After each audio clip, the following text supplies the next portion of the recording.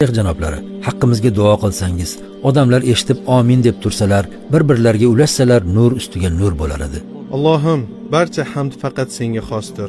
Butun mulk senikidir va ishlarning oshkorasi yu maxfiysi o'zingga oiddir. Allohim, senga eng go'zal maqtovlar va eng chiroyli hamd va sanolar bo'lsin.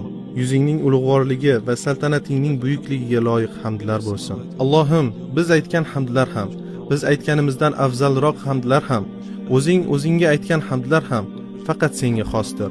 Senga osmonlar to'la, yer yuzi to'la, ularning orasidagi borliq to'la va o'zing xohlagan har bir narsa miqdoricha hamdlar bo'lsin. Ey Rabbimiz, sen hamd va sano va ulug'lik sohibidirsan. Hamd va sano va ulug'lik sohibidirsan. Bu maqtov bandalaring aytgan eng haq so'zdir. Barchamiz sening bandalaringmiz. Ey Alloh, sen ato etgan ne'matni hech kim man qila olmas. Sen man etgan narsani hech kim bera olmas. Huzuringda hech bir obro'li kishining obro'si foyda bermas. Ey Alloh, biz sening bandalaringmiz. Bandalaring va cho'rilaringning farzandlarimiz. Ixtiyorimiz sening qo'lingda, taqdirimiz sening izmingda. Ustimizda sening hukming joriydir, bizdagi qazoing adolatlidir. O'zingni nomlagan yo kitobingda nozil qilgan, yo maxluqotlaringdan biriga o'rgatgan, yoxud o'z huzuringdagi g'ayb ilmida saqlagan barcha ismlaring bilan sendan so'raymiz.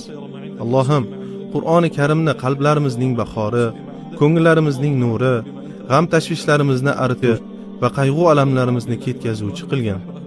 Allohim, undan unutganlarimizni yodimizga sol, bilmaganlarimizni o'rgat. Kecha-yu kunduz sen rozi bo'ladigan tarzda uni tilovat qilishni nasib etgin. Allohim, biz sendan bu kunning g'animatlarini qo'lga kiritishni so'raymiz. Allohim, biz sendan bu kunning g'animatlarini qo'lga kiritishni so'raymiz.